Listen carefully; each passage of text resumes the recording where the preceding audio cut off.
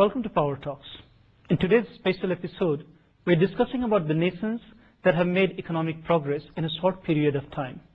Despite wars, conflict, crisis, several nations in Asia and in Europe have paved their way to success and prosperity.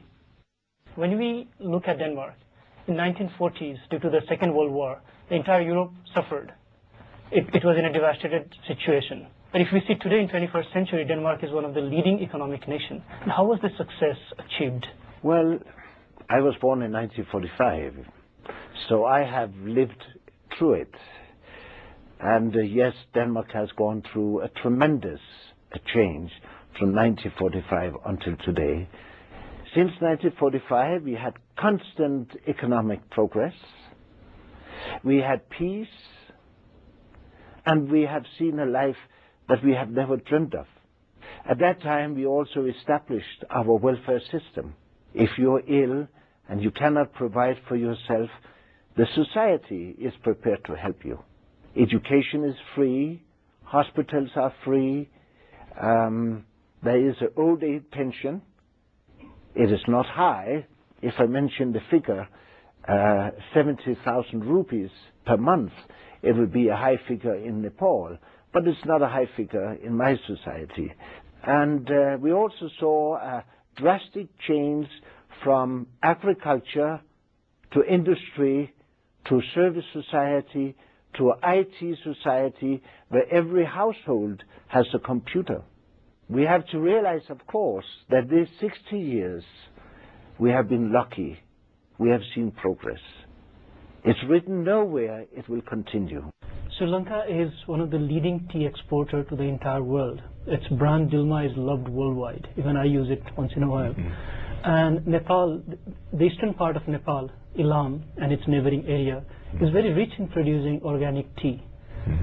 We are good producers in terms of quality, and Sri Lanka is a great exporter. So can there be any strong ties in Sri Lanka importing trees from Nepal and exporting it globally? Definitely. I think the Dilma, they are doing a very good service, exporting tea to various countries in various brands and various tastes and so on.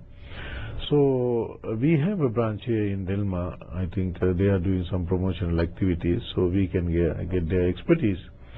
At the same time, as you know, Sri Lanka produce about 19% of the export product of tea, so fairly sizable amount.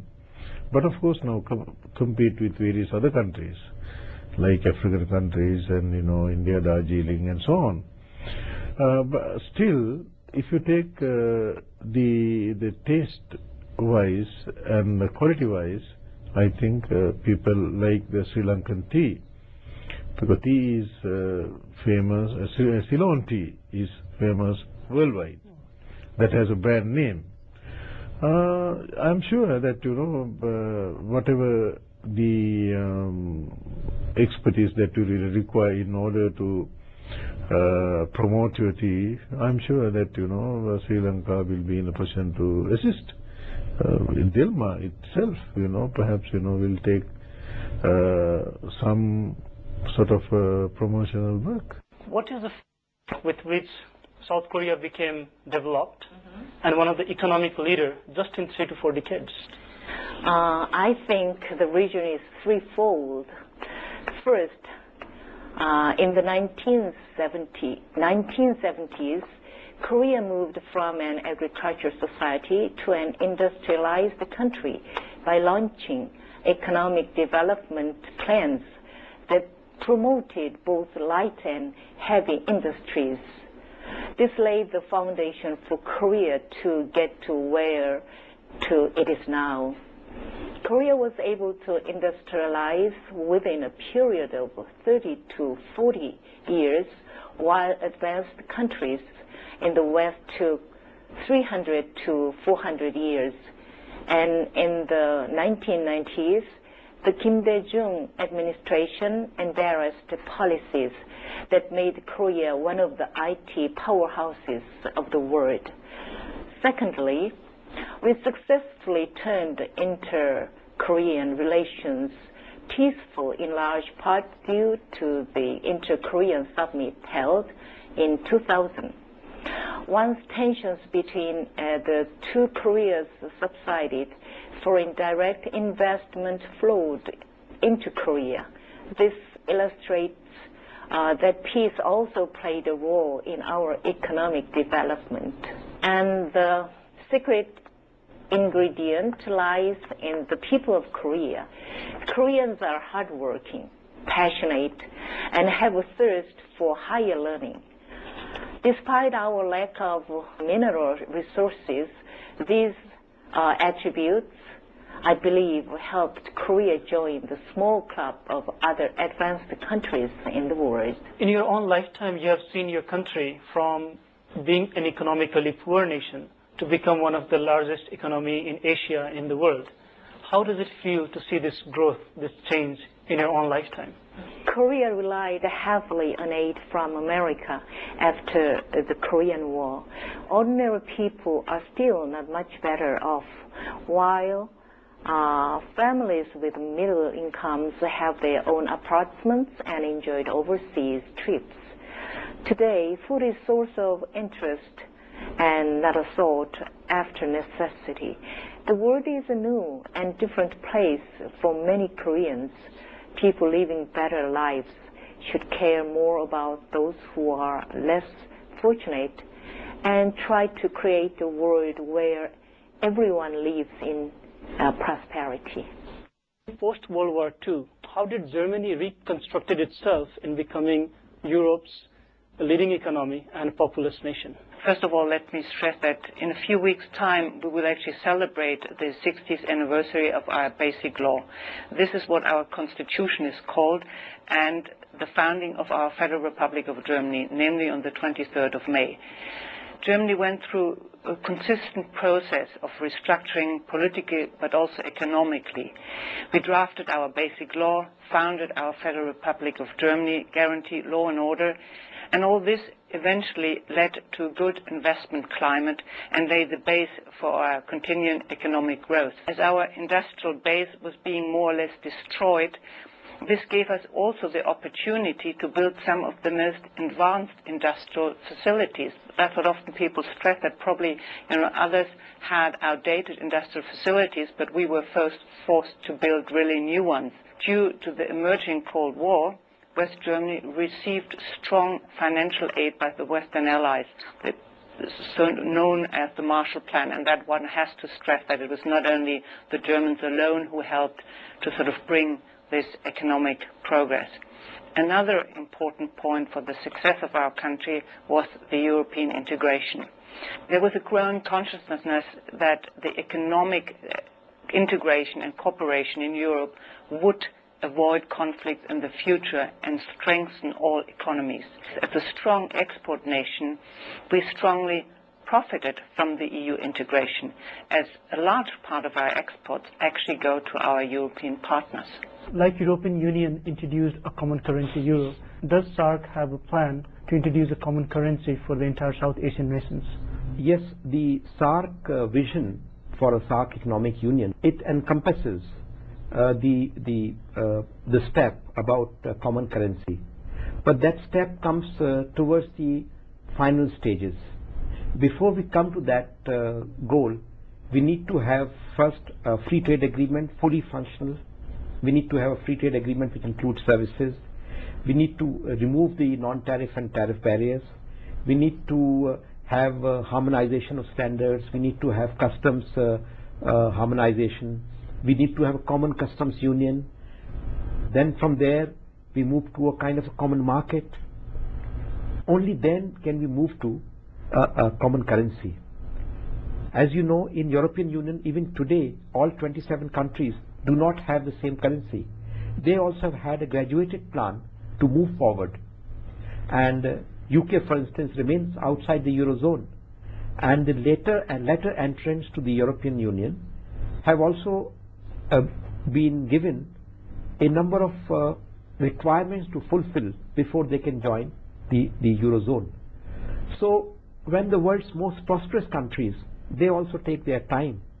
SAARC will also need to be given sufficient time to work in that direction.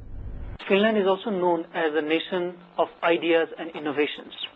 How has Finland incorporated manufacturing and trade to create a strong economy? Our emphasis has been on education and equality and on building and maintaining good relations with our neighbors, and that has been the key to our success.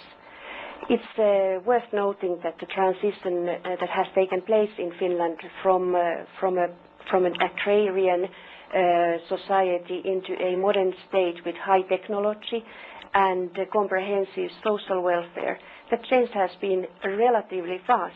It has happened after the Second World War during the last 6 decades. And when we look at the innovations, they are closely linked into the investments that Finland has made in the research and development.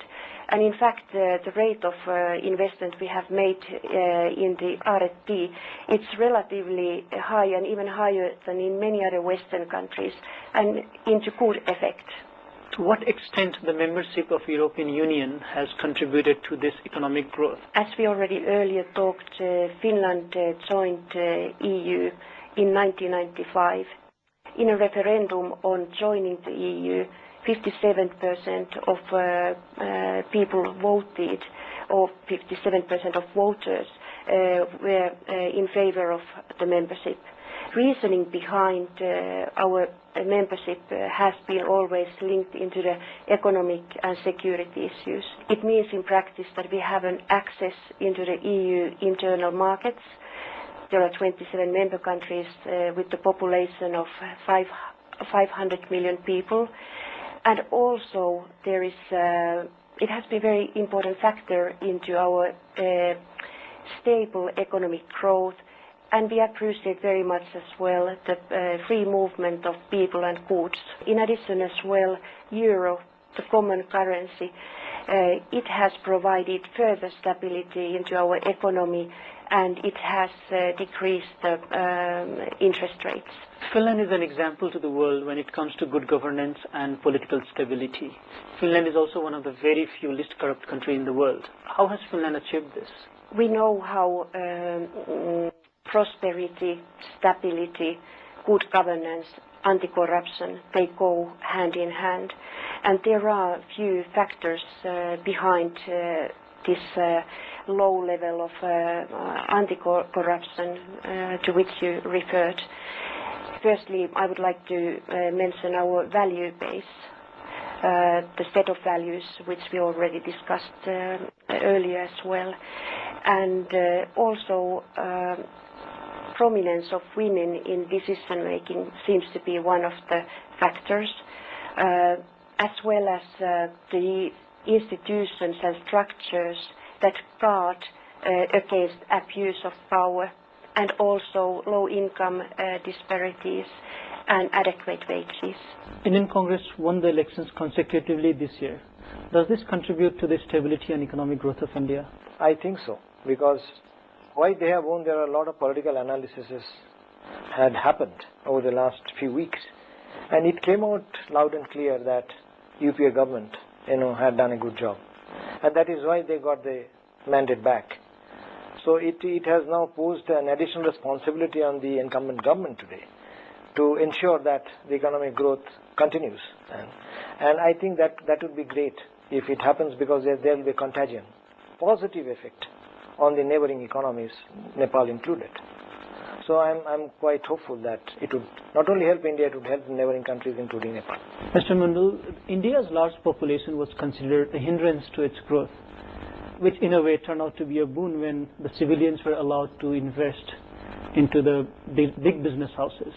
How did that work out, and how has that contributed to the economic growth in India? I think it was fascinating. It is a journey that Indians have undertaken over the last 10-15 years, and it has become very successful in the sense that with the opening of the economy, this had created huge opportunity for the local public to invest, as not only as joint venture but also in the stock exchange through mutual funds, and which has contributed to the growth of individual wealth creation. not only the national wealth creation but also individual wealth creation. And the opening of the economy had created a lot of internal demands. So it's a cycle, you know. And with that cycle, the economy had grown. Let's not talk too far back. About 7, 8 years, 9 years back, year 2000, the growth in the Indian economy was 3 to 4%. Then it reached about 10% over a period of 6, 7 years. Which is this not, you know, fascinating? So, an increased population or increasing or growing population at one stage, I very rightly said that you have very rightly said that that was a huge burden. But today, if you look at the population clusters, you see that the average age is about below 30, 25, 26, which is very young population, and they have become resource. And same is the case for Nepal. You know. If it becomes an inclusive growth with a lot of FDI is taking place here, this country will change. A magical change will happen. And I don't think this country will take many years, maybe 3, 4 years, 5 years. India had taken about 15 to 20 years. But this country is a much smaller size. It can happen in 5 years' time. Could be a sea change, a paradigm shift into the whole process. Yes, I agree with you. Yes, it has become a wealth for the nation as opposed to a burden. Yeah. Malaysia's economic growth has taken in a very small time span. How was it achieved, and what are the lessons or examples with which the developing countries like Nepal benefit? I think there are many factors come into play. First of all is political stability. I think this is very important. Political stability is a basis for economic growth and prosperity. So if you look in Malaysia, the same political party has been in power. It started off as 3 parties during the time of independence. It has now expanded to almost 14 parties. And these parties represent all ethnic groups and races and all regions. And they have been very successful in forging national unity and ethnic unity. And secondly, I think the leadership. We have a very visionary and able leadership. And now, since independence, we have only six prime ministers, And these prime ministers, the 6 prime ministers come from the same political party. Okay. And so there is consistency in terms of policy, So when there is a change of prime minister, it's not a regime change. It's only change of leadership. Okay. The policies remains. But we constantly improve and refine the policies, to keeping with the economic, changing times, So thirdly, I think is the bureaucracy. So we have a bureaucracy which is very professional and very committed. I think they have set a very good track record in bringing in prosperity and economic growth. We constantly invest in our in the professionalism of our civil service, and they have done wonders in bringing about economic growth to the country as well as managing the country. And of course, fourthly, is eradication of poverty, irrespective of race. If you look at Malaysia, when we received independence, our poverty rate was almost 75 to 78%. But now, after 53 years of independence, our poverty rate is just about 5%. So I think eradication of poverty is a very important aspect, to address this economic growth. And of course, the other issues are education. We have invested massively in education. Almost 20% of our budget, operational budget, goes for education, because we believe the human resources are the most important factor for any economy. So we have invested massively in education. And lastly, I would think the ability of the government to implement the 5-year development program. So we are now in the midst of implementing the 9th Malaysian Development Plan. We call it the 5-year Malaysia Plan. So it's a 9th plan now. I think we have almost achieved 90% success rate in implementing these Malaysian plans. But in a way, political stability has helped the economic growth and also maintain its consistency. But to what extent does the harmony of various religions and ethnicities support political stability? I think if you look at the ruling party, which is governing Malaysia since independence, it comprises of 14 parties, representing all ethnic groups and races, and also all regions. And I think we have been very successful in forging ethnic partnership, collaboration. So what we have done is that there are major races and ethnic groups in Malaysia. We were able to pull the strength together for national development. So I think because of political stability, the government can concentrate on economic growth and reviving the economy and set it on a higher trajectory path. What is the formula with which Korea has become a developed nation with leading economy in just over less than 2 generations? Some 50 years ago, when I was very young, I used to learn in the textbook that my country, Korea, has too many mouths to feed, and the land is very small, and there is no real precious natural resources. So I felt, wow, Korea is destined to be poor. Then, in a few years' time, it was changed. They were saying, well, we have 30 million people who can turn into acids. And from that moment, the Koreans thought, okay, we have a chance. This is important. From around 50 years ago, what was considered a burden was thought to be acids. I hope the Nepalese people also have the kind of mind that, oh, don't think that we have too many people in this country. No, each individual can turn into an acid. I think that changed the history of Korea. And how can that happen, that normally the population of a country that is considered as a problem can convert into asset? It much depends on education. But of course, you cannot just have abstract education only. You need some tangible things. So the government decided to turn these human resources into a good labor, to produce goods to be imported to the markets of advanced countries. That is how we started. So people started to learn how to manufacture things. People were taught to be exact in making things.